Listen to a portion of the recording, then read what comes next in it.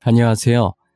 저는 이곳에서 올라오는 사연들을 자주 듣는 애청자인데 사연들과 같이 비슷한 경험을 한 적이 있어서 이렇게 글을 적어봅니다.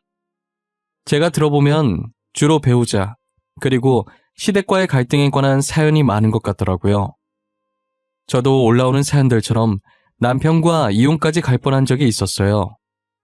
지금은 누구보다 사이가 좋지만 한땐 진짜 남편을 비 오는 날 먼지 나도록 때리고 싶다는 생각을 했었죠. 어쩌다 남편과 이혼을 할 뻔했는지, 그리고 어떻게 극복했는지 지금부터 들려드릴게요. 저는 어릴 때 어머니가 병으로 돌아가셔서 중학교 2학년 때까지 늘 어머니가 계신 친구들이 부러웠어요. 아무래도 아버지와 저는 성별 자체가 달라서 서로에게 상처가 되는 날이 종종 있었어요. 아버지와 단둘이 있어도 참 좋았지만 어린 저한테는 어머니가 꼭 필요한 순간들이 여러 번 찾아와요. 아버지께서 늘 어머니의 빈자리를 채워주려고 노력하시지만 노력으로 안 되는 것들이 있잖아요. 목욕탕을 가야 한다든지, 첫 월경을 한다든지, 여자들끼리만 공유할 수 있는 것들 말이에요. 그럴 때마다 아버지는 고향 친구를 집으로 불렀고 친구분은 제게 많은 것을 알려주셨어요. 그분은 저를 친딸처럼 많이 사랑해주시고 아껴주셨었어요. 저는 그분이 제 어머니였으면 하는 생각이 있었어요. 사실 서로 마음은 있으신 것 같았지만 어머니께 미안해서 재혼을 못하고 계신 것 같았어요. 저희 부모님과 친구분은 고향 친구였다고 하시더라고요. 친구분 첫사랑이 저희 아버지였고 아버지 첫사랑이 저희 어머니였던 거예요. 그런데 남은 두 사람이 사랑하기엔 저도 있고 저희 어머니께 미안하셨던 거죠. 그래서 적극적으로 오작교를 자청해서 적극적으로 두 분을 밀어줬어요. 아마 어머니께서도 어머니 대신에 친딸처럼 저를 챙겨주시는 거 보고 고마워할 거라면서요. 두 분은 재혼을 하셨고 재혼하자마자 바로 저희 어머니 납골당에 찾아가서 미안하다고 하시더라고요. 자신에게 자식은 저뿐이라고 절대 아이 안 낳고 저를 친딸이라고 생각하고 열심히 키우겠다면서요. 저는 동생이 갖고 싶다고 조르긴 했지만 아버지께서는 이미 아이를 못 가지게 수술을 하셨다고 하셨어요. 새어머니는 제 친어머니께 말씀하신 것처럼 지금까지 아이를 낳지 않고 오로지 저만 키우셨어요. 저도 그런 부모님께 반항 한번 하지 않고 잘 자랐고요. 저는 어머니를 보고 자라면서 배운 점이 정말 많았어요.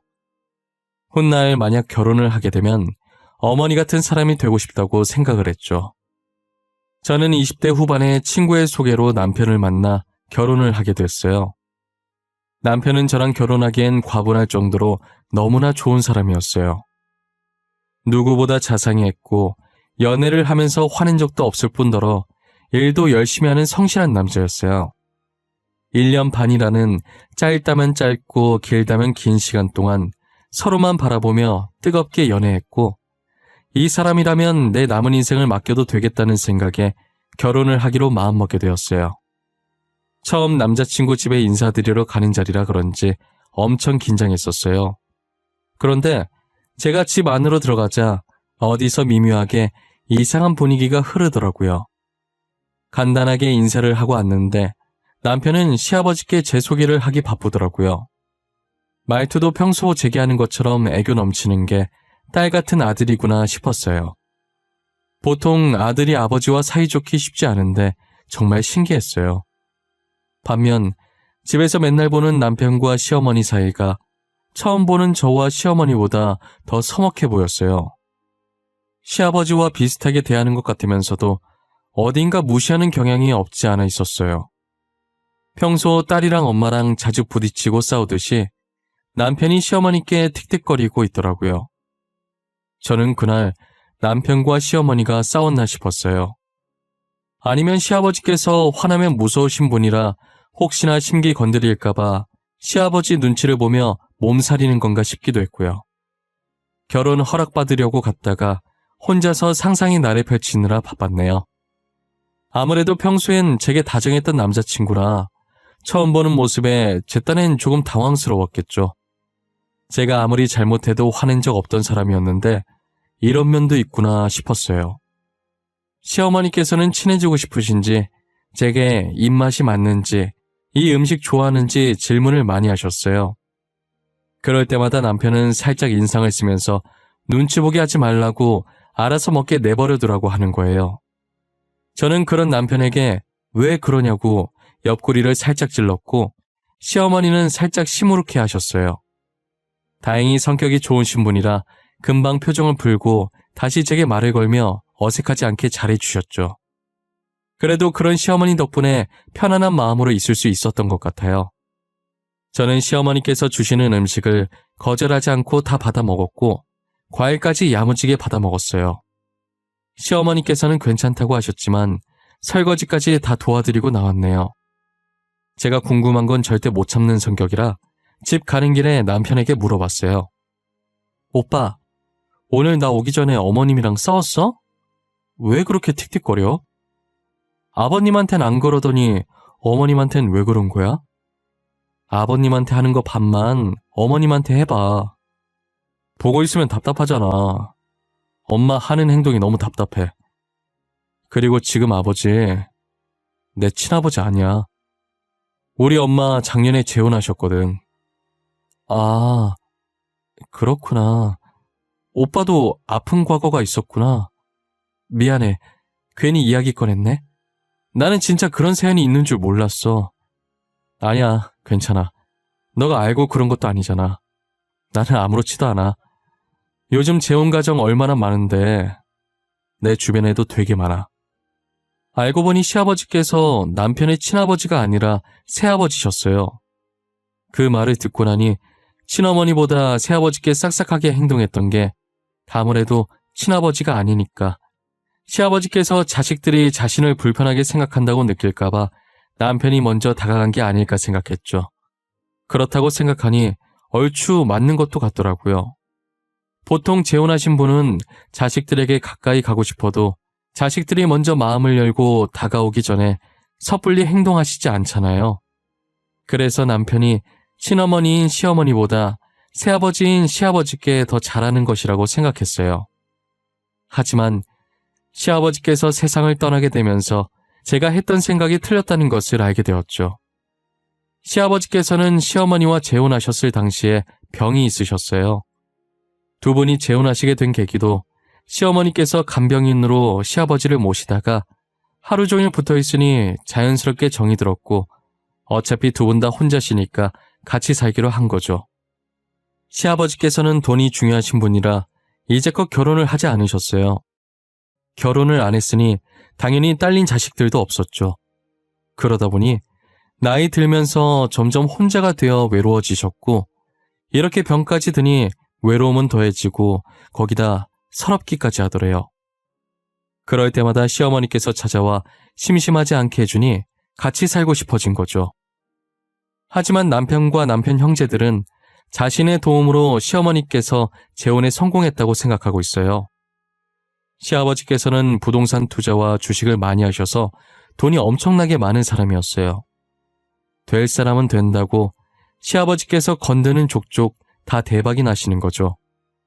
그래서 삼남매는 시아버지께서 돈 많은 남자라는 걸 알고 일부러 먼저 다가가서 애교도 부리고 친아버지였던 것처럼 상냥하게 대하면서 두 분이 재혼하시는 걸 허락한 거예요. 자신들이 시아버지께 아양 떨지 않았다면 시어머니께서 재혼할 수 없었다고 생각하는 거죠. 그러다 제가 남편과 결혼한 지 2년 뒤에 시아버지의 병이 다시 악화되어 세상을 떠나게 되었어요. 남편을 비롯해 아주머님과 신우는 당연히 시아버지의 재산이 자신에게도 떨어질 거라고 생각을 했어요. 당연히 자식들이 시아버지께 누구보다 잘했다고 생각했으니까요. 하지만 그들의 생각과는 다르게 시아버지의 재산이 모두 시어머니께 돌아갔어요. 단 1원도 삼남매에게 주지 않았던 것이죠. 이거 진짜 아니죠? 변호사님, 유언장 잘못 가지고 오신 것 같은데요? 진짜 저희 아버지께서 작성하신 유언장이 맞는 거예요? 네, 아버님께서 직접 자필로 작성하셨고 공증까지 받아놓은 상태입니다. 유언장에 있는 내용 그대로 모든 재산을 배우자께 증여하셨어요. 이건 말도 안 돼요.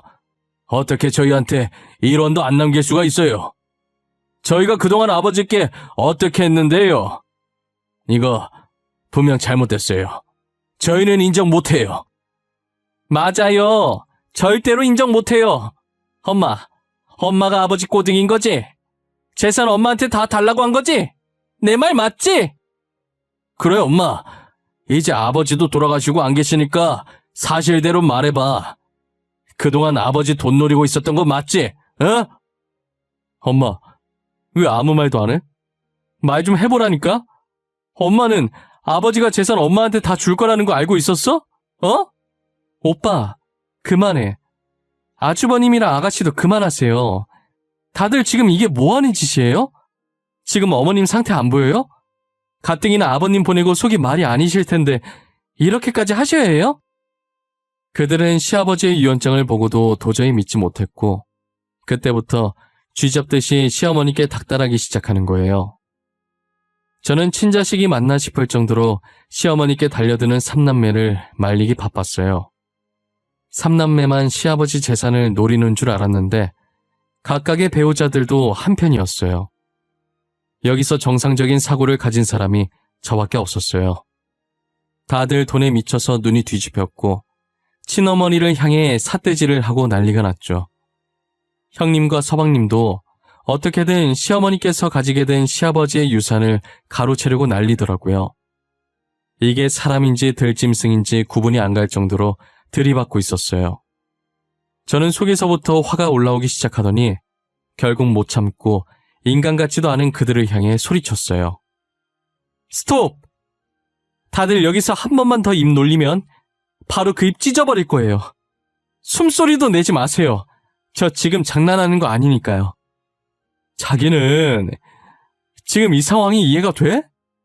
우리가 지금껏 아버지한테 얼마나 잘했는지 알잖아. 아버지가 우리한테 이럴 순 없는 거잖아. 안 그래? 당신도 아쉽지 않아? 내가 조용히 하라고 했을 텐데 방금 내가 한 말이 장난 같아? 입 그만 놀리고 집에나 들어가 있어. 사람 짜증나게 하지 말고. 재수씨, 그래도 사람한테 입을 찢는다가 뭐예요? 좋은 말들 다 놔두고 말이야. 우리 말로 하자고 말로. 유산 조금이라도 얻어내면 서로서로 좋잖아요. 응? 손윗사람이라고 봐주는 거 없어요. 아주버님도 똑같아요. 그리고 친구 아니니까 저한테 말 놓지 마세요. 도대체 뭘 잘했다고 저한테 가르치려고 드는 거예요? 계속 살고 싶으면 그냥 조용히 쥐 죽은 듯 사세요.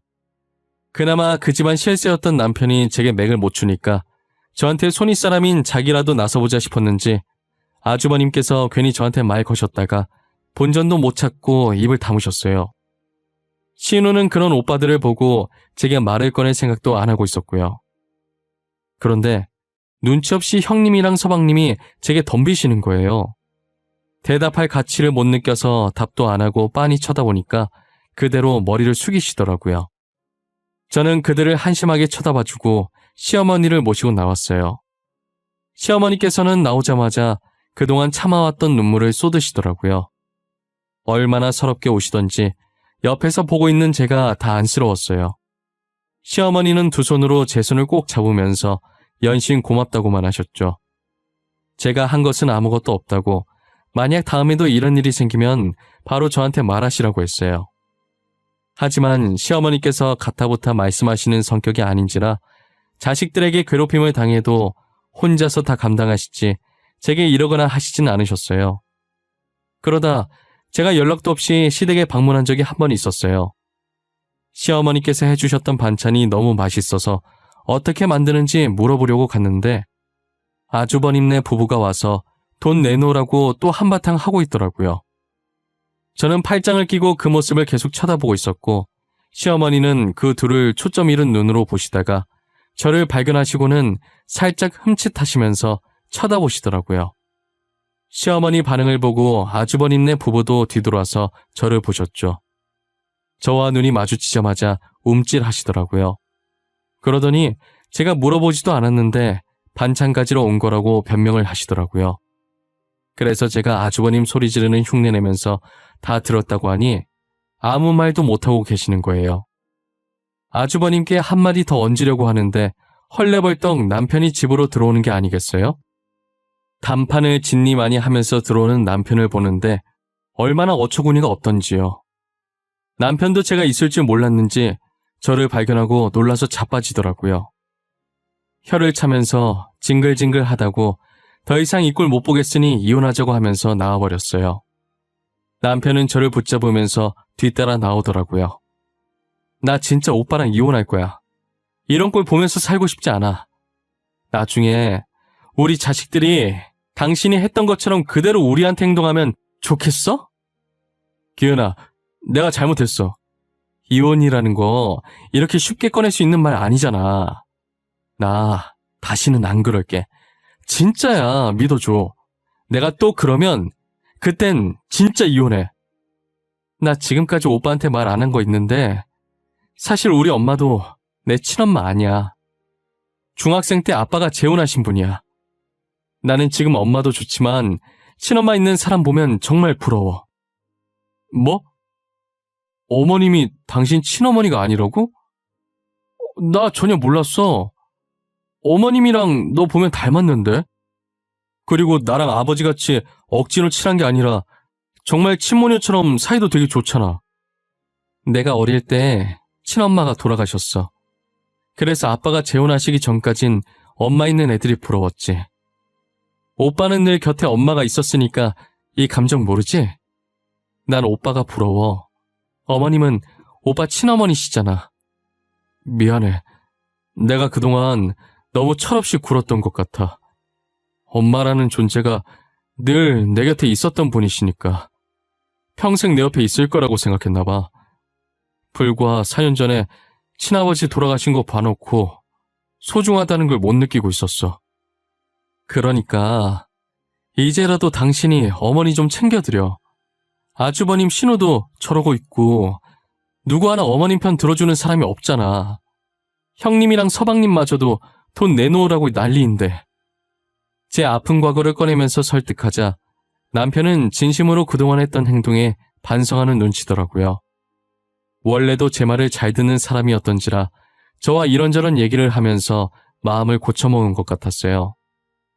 다음 날부터 평소에 안 하던 안부 인사도 하고 시댁에도 자주 방문해서 시어머니를 챙기기 시작했죠. 이제야 철이 든 남편은 아주버님과 신우에게도 앞으로는 그러지 말자고 했지만 그들은 이미 부부가 쌍으로 돈에 눈이 멀었는지라 남편이 아무리 말해도 말이 안 통했어요. 그렇게 몇 년간 시어머니는 아주버님과 신우에게 괴롭힘을 당하고 있었어요. 그 사이 저도 귀여운 딸을 낳았고 시어머니께서 저희 집에 와서 딸을 봐주다가 갑자기 쓰러지신 거예요. 시어머니랑 도란도란 얘기 나누면서 애기 먹일 분유를 타고 있었는데 어느 순간부터 시어머니의 대답 소리가 들리지 않아서 돌아보니 앉은 자세 그대로 쓰러져 계셨죠. 너무 놀라 급하게 병원으로 모셨는데 과로라고 하시더라고요.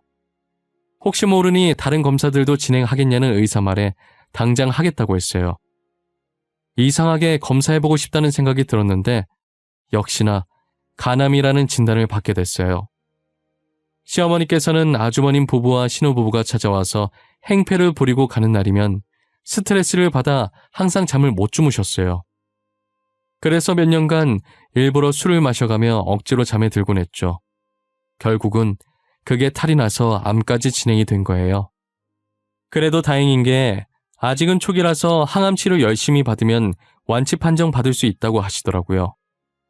그 소식을 아주버님이랑 신우에게 전했더니 돈 안 주더니 벌 받은 거라면서 꼬시다는 거예요.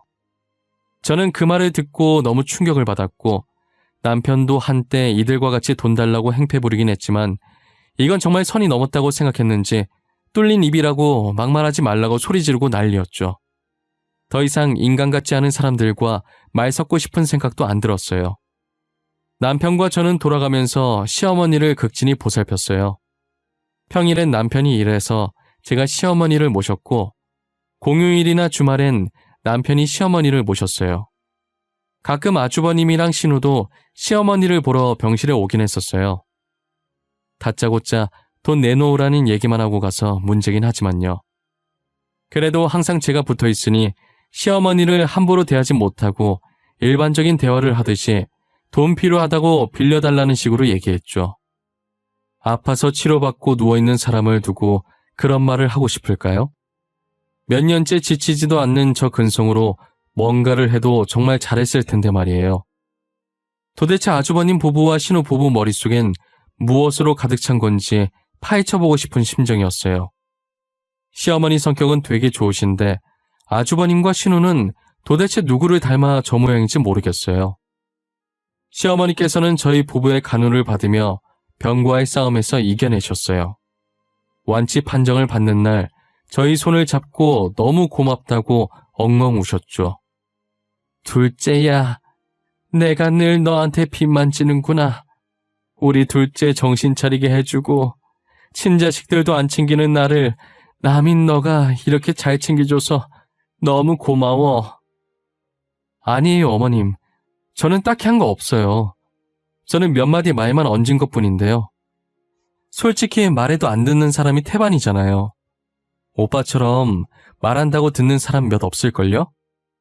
그래도 너가 둘째 안 혼냈다면 아마 둘째도 첫째랑 막내랑 같이 계속 나를 괴롭혔을 거야. 전에 둘째 달려드는 거 너도 봤잖니? 형제들 중에 둘째가 실세야.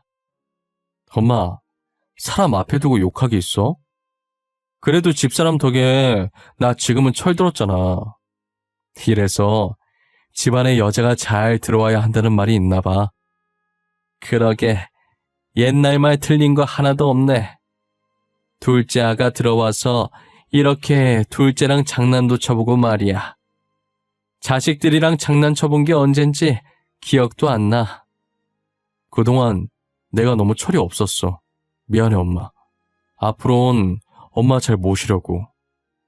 지난번에 집사람한테 얘기 듣고 나니까 엄마의 존재가 얼마나 큰 건지 알겠더라. 남편의 한 말이 만약 돈을 노리고 한 가식이었다면 이렇게까지 시어머니를 병간호하지 않았을 거예요.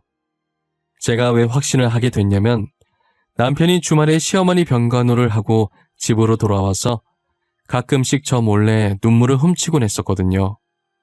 제가 먼저 자고 있다가 중간에 깨서 화장실 가려는데 거실에서 혼자 울고 있는 남편을 발견하게 된 거예요.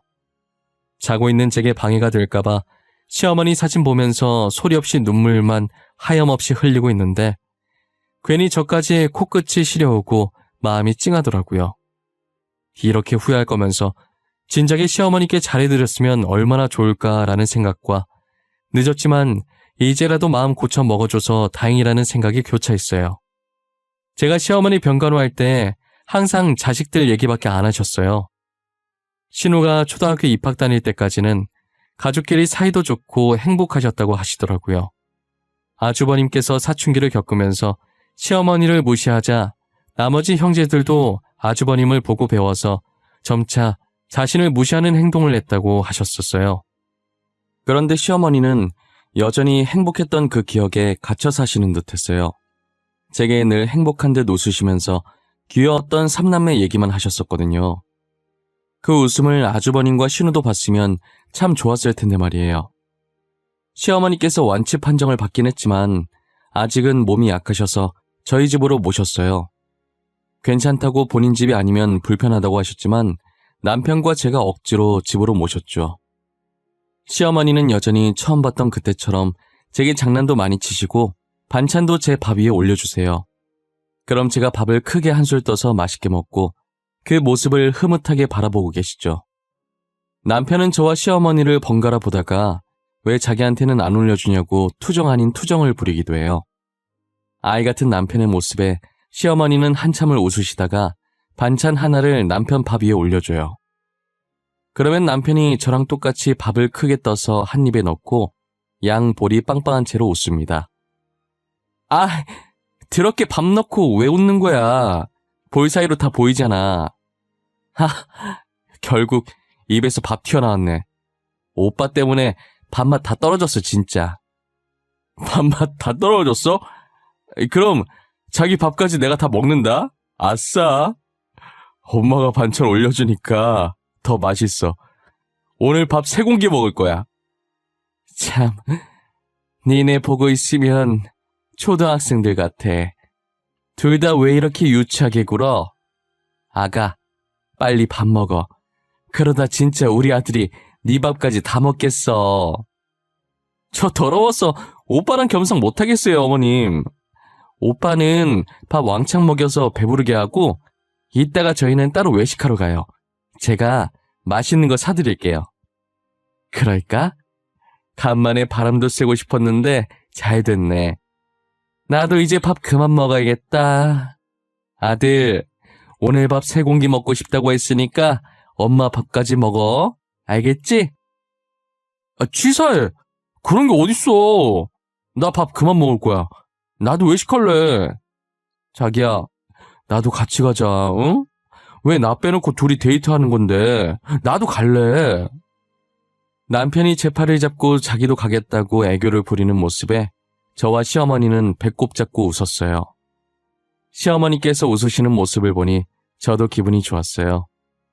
이 행복이 영원했으면 좋겠지만 저희에겐 아직 끝나지 않은 전쟁이 있었죠. 그건 바로 여러분들이 예상하셨다시피 시아버지 재산을 노리는 아주버님과 신우와의 전쟁이요. 저와 남편이 시어머니 옆에 떡하고 버티고 있으니 함부로 덤비지는 못하고 틈틈이 기회를 엿보고 있는 것 같더라고요. 남편과 저는 이대로 셋이 사는 것도 좋을 것 같아서 이대로 시어머니를 계속 모실 생각이었어요. 처음엔 시어머니께서 늙은이랑 같이 살면 저희만 불편해진다고 다시 집으로 돌아가시겠다는 걸 며칠간 붙잡고 엄청 설득해서 결국 두 손 두 발 다 들고 같이 살기로 했어요. 시어머니는 저희와 살기로 결심한 뒤로 이 전쟁을 하루빨리 끝내야겠다는 생각이 드셨는지 아주버님 부부와 신우 부부와 변호사 한 분을 저희 집으로 부르셨어요. 나 이제부터 둘째네랑 같이 살기로 했다. 이제 더 이상 너네 얼굴은 보고 싶지 않아. 그래서 하는 말인데 내가 지금 너네한테 재산 분할을 하려고. 엄마, 진짜야? 드디어 우리한테 재산을 주기로 결정한 거야? 어차피 줄 거였으면 진작 주지 그랬어. 그랬으면 이렇게까지 얼굴 붉힐 일 없었잖아. 그래요, 어머님. 몇 년만 더 일찍 결정하셨으면 이런 고생 안 하셨을 텐데. 그래도 큰 결심하셨네요. 정말 잘 생각하셨어요. 엄마, 우리 가지고 장난치는 거 아니지? 진짜 지금 재산 분할 해주는 거지? 결국 이렇게 할 거면서 그동안 괜히 싸웠잖아. 그래. 지금부터 재산 분할할 거야. 잘 들어. 변호사님, 서류 잠시만 줘보시겠어요? 내 재산의 60%는 둘째 아가한테, 나머지 40%는 둘째 아들한테 줄 거다. 뭐라고? 방금 뭐라고 그랬어? 나 잘못 들은 거지? 누구한테 재산을 준다고? 오빠네한테 다 준다는 게 말이 돼? 아이, 엄마, 그건 아니지. 그걸 왜 지훈이랑 재수 씨한테 줘? 우리는 자식도 아니야? 진짜 우리한테 뭐 없는 거야? 너네는 앞으로 내 자식 아니야. 너네가 나한테 뭐 한 게 있다고 주니? 그래도 그간 부모 자식 간의 정으로 본가 줄 테니까 둘이서 반으로 잘 갈라봐. 그리고 앞으로는 볼 일 없었으면 한다. 시어머니께서 재산을 저희 부부에게 주신다고 하니 다들 거품 물고 쓰러졌어요. 저희도 이렇게 재산이 분배될 줄 몰랐기 때문에 놀란 건 마찬가지였죠.